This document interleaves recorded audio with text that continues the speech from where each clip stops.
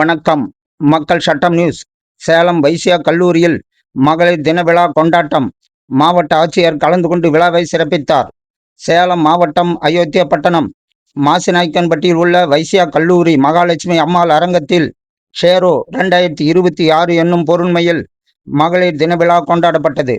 நிகழ்வின் தொடக்கமாக கல்லூரியின் முதல்வர் முனைவர் வெங்கடேசன் அவர்கள் மகளிர் தின விழாவிற்கு சிறப்பு விருந்தினராக வந்திருந்த சேலம் மாவட்ட ஆட்சியர் டாக்டர் பிருந்தாதேவி அவர்களையும், சிறப்பு அழைப்பாளர்களாக வந்திருந்த டாக்டர் மினு ஸ்வேதா மற்றும் JFF ராஜேஸ்வரி வெங்கட்ராமன் அவர்களையும், பேராசிரியர்களையும் மாணவ மாணவிகளையும் வரவேற்றார்.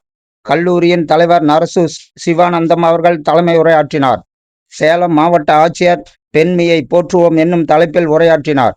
அவர் பேசுகையில், அனைவரும் மதிப்பீடுகளற்ற சமூகத்தை உருவாக்க பாடுபட வேண்டும், ஒவ்வொருவரும் தன்னை முதலில் ஹீரோவாக நினைக்க வேண்டும் என்று கூறினார்.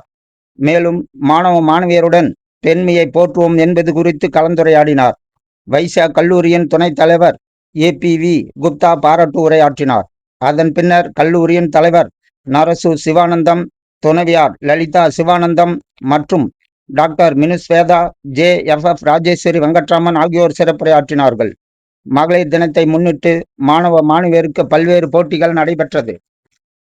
இறுதியாக கல்லூரி மாணவர்களின் கலை நிகழ்ச்சி நடைபெற்றது.